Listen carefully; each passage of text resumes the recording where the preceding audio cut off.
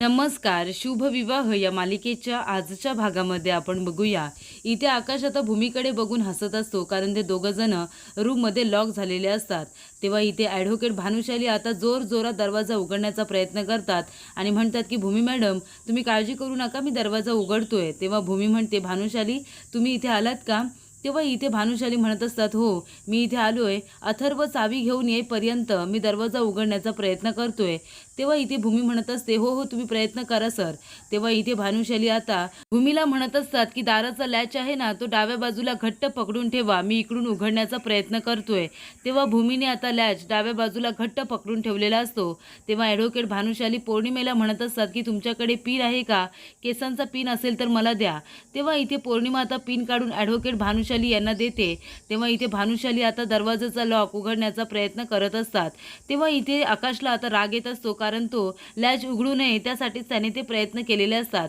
तेव्हा पौर्णिमेला खूपच जास्त आनंद होतो, कारण ॲडव्होकेट भानुशाली आता दरवाजा उघडण्यासाठी खूपच जास्त एफर्ट्स घेत असतात. तेव्हा आकाश म्हणतो, भानुशाली तुम्ही जास्त त्या छेडछाड करू नका दाराजवळ, नाहीतर तो लॉक आहे ना खराब होऊन जाईल. आणि तसंही अथर्व गेलाय ना आता चावीवाल्याला आणायला. तेव्हा इथे भानुशाली म्हणत असतात की आकाश सर तुम्ही काळजी करू नका, मी प्रयत्न करतोय, मी माझ्या घराचा दरवाजा सुद्धा असाच उघडलेला आहे. तेव्हा इथे भूमीच्या हाताला आता लागतं, दरवाजा उघडतो पण तिच्या बोटातून रक्त येतं. तेव्हा आकाश काळजीने तिचं बोट आपल्या तोंडात घेतो आणि म्हणत असतो, हे काय केलं तुम्ही? तेव्हा इथे आकाशला आता भूमीचं बोट तोंडात घेतलेलं बघून ॲडव्होकेट भानुशाली यांना खूपच जास्त राग येतो. तेव्हा आकाश म्हणत असतो, बघितलं तुम्ही काय केलं, दरवाजा उघडलात पण भूमीच्या हाताला लागलं ना, म्हणून मी म्हणत होतो काही करू नका म्हणून. तेव्हा इथे पौर्णिमा म्हणत असते की भाऊजी असं नाही बरं वाटणार, तिला मलमच लावावं लागेल, ती लावेल ना मलम तिच्या हाताला. तेव्हा इथे भूमी लगेचच आपला हात बाजूला करते. तेव्हा इथे पौर्णिमा म्हणत असते, अगं ताई तुला उद्या हनुमान जयंतीची किती तयारी करायची आहे तुला माहिती आहे ना?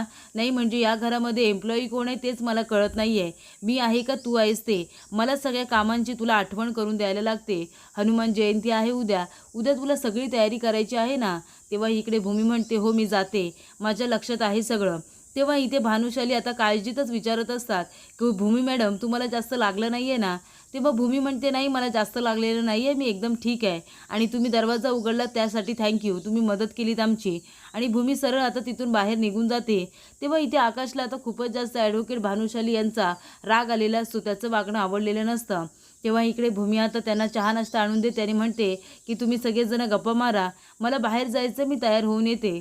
तेव्हा इकडे आकाश काहीच बोलत नाही. भूमी गेल्यानंतर आकाश अथर्वला म्हणत असतो, अथर्व मी हा प्लॅन का केला होता, तू का लगेच दरवाजा उघडायला सांगितलास? तेव्हा अथर्व म्हणतो, अरे आकाश मी कुठे दरवाजा उघडला, उलट तू मला मेसेज केलास की दरवाजा लवकर उघडू नकोस, म्हणून मी आणि माणसे आम्ही दोघं जण चावीवाल्याला आणायला गेलो होतो आणि तिथेच कितीतरी वेळ आम्ही थांबलो होतो, आम्हाला माहिती सुद्धा नाही दरवाजा कधी उघडला.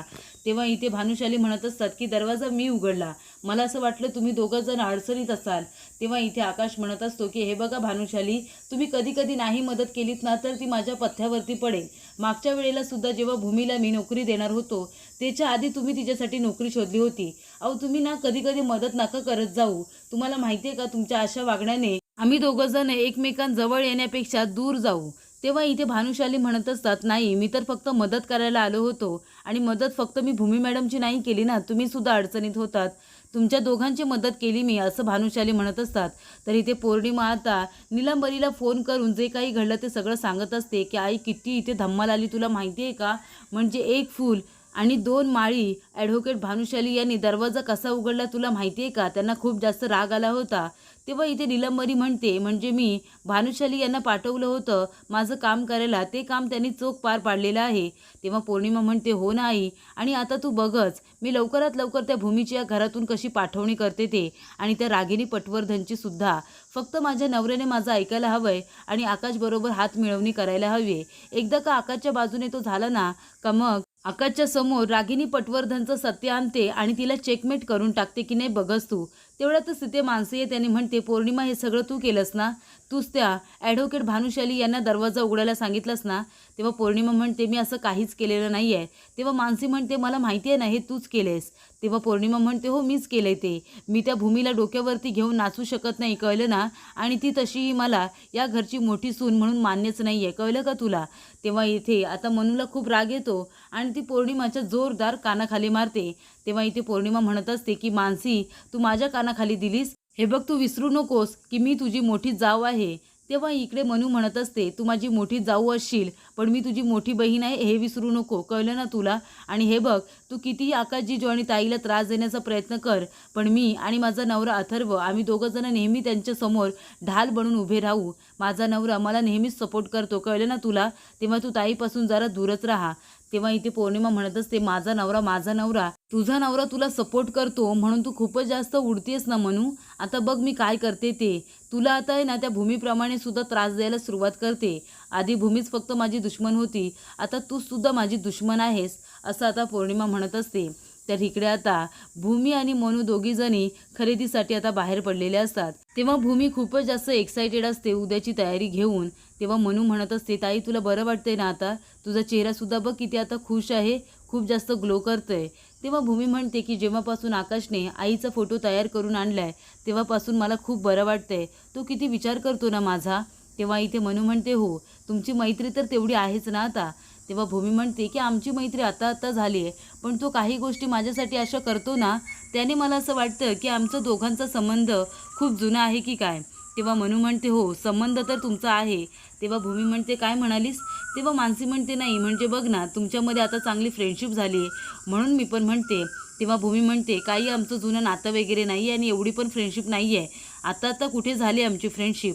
आणि तसंही आकाश तसा खरंच खूप चांगला मुलगा आहे, म्हणजे खूप आगाऊसुद्धा आहे हां, एक नंबरचा खट्याळ आहे आणि फ्लर्ट तर सारखा करत असतो. पण तरीसुद्धा आकाश खरंच खूप चांगला आहे. आणि तुला माहिती आहे का, माझ्यापासून काहीतरी लपवतोय तो आणि प्रशांत, त्या दोघांचं नक्कीच काहीतरी चालू आहे, पण मला ते कळू देत नाही आहेत दोघंजणं. तेव्हा इथे मनू म्हणते, हो का? तर इकडे आता सगळं बोलून झाल्यानंतर सुद्धा भूमी फक्त आकाशचं कौतुक करत असते. हे ऐकून आता मनूला खूप आनंद होतो आणि ती म्हणते आपल्या मनामध्ये, आकाश जीजू तुम्ही जर इथे असतात ना तर ताईच्या तोंडून तुमचं कौतुक ऐकून तुम्ही तर नाचायलाच लागला असतात. तर इथे भूमी म्हणत असते, मनू तू आता घरी जा, मला थोडी खरेदी करायची आहे, ती करून मी येते. तेव्हा आता भूमी मार्केटमध्ये उतरलेली असते आणि ते आता खरेदी करत असताना मागून तांडेल जात असतो. तांडेल एका माणसाला भेटायला आलेला असतो. त्यानंतर आता तो इथे लिंबाचा रससुद्धा पित असतो. तेव्हा भूमीचं तांडेलकडे लक्ष जातं. तेव्हा ती त्याच्याकडे बघतच राहते, कारण ती आठवड्याचा प्रयत्न करत असते की या माणसाला मी कुठेतरी बघितलंय.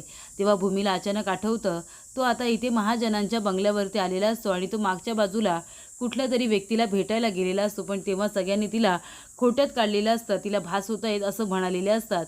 तेव्हा ती आता त्या माणसाचा पाठलाग करत असते आणि त्या माणसाचे फोटो काढण्याचा प्रयत्न करते. तेव्हा इथे तांडेलला असं वाटत असतं की कुणीतरी आहे जो माझा पाठलाग करतोय. तेव्हा इथे तांडेल म्हणत असतो, ही मुलगी माझा पाठलाग करते का? आणि तो आता जाऊन एका बाजूला उभा राहतो. तेव्हा भूमी पुन्हा त्याच्या मागे मागे जाते आणि त्याचा फोटो काढून आपल्या मोबाईलमध्ये ठेवते. तेव्हा तांडेलला संशय येतो की ती त्याचा आता पाठलाग करत आहे. तेव्हा आता भूमीची नजर चोरून तो आता एका टेम्पोमध्ये जाऊन बसतो आणि भूमी त्याला इकडे तिकडे शोधत असते. तेव्हाच तिचा फोटो आपल्या मोबाईलवरती काढतो आणि तो फोटो आता तो अभिला सेंड करतो आणि म्हणत असतो मेसेजमध्ये की ह्या मुलीला तुम्ही ओळखता का, ही माझा पाठलाग करते.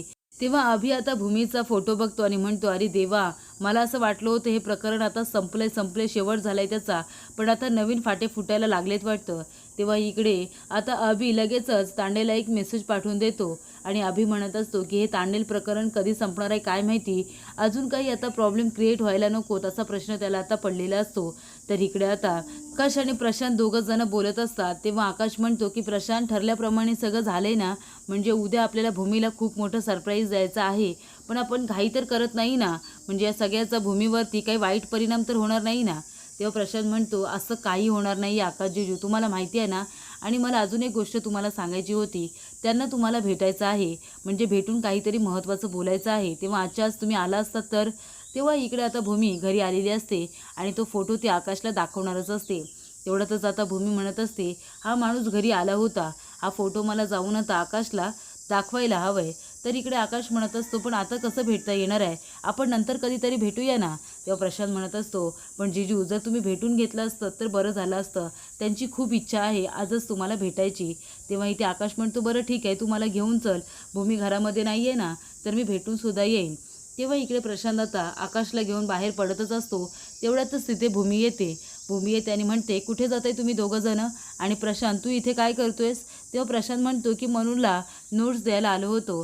तेव्हा भूमी म्हणते, मग मनू घरामध्ये कुठे आहे आणि तिला न भेटता जातोयस का? नोट्स कुठे आहेत?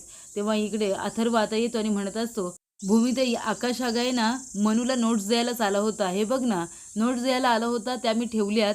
पण आता मी आकाशला डॉक्टरांकडे घेऊन जात होतो ना, त्याची अपॉइंटमेंट आहे. तेव्हा मी प्रशांतला म्हणालो, तू सुद्धा माझ्याबरोबर चल, एवढी मदत होईल ना आम्हाला, दोघं जण गप्पा मारत बसतील. तेव्हा आकाश म्हणतो, हो अगदी बरोबर, आम्हीच त्याला थांबून घेतलोय, तो आमच्याबरोबर येतोय डॉक्टरांकडे. तेव्हा इथे भूमी म्हणत असते, हो का आकाश?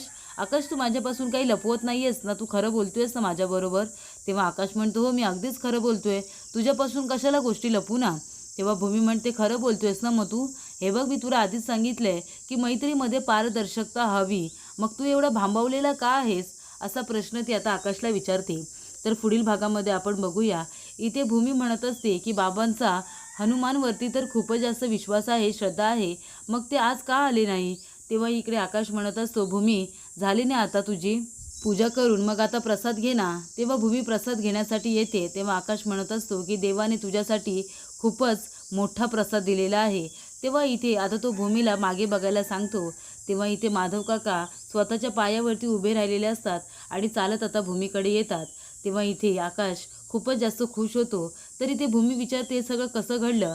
तेव्हा इथे माधव काका म्हणतात की देवाच्या कृपेमुळे आणि आकाशरावांच्या प्रयत्नामुळे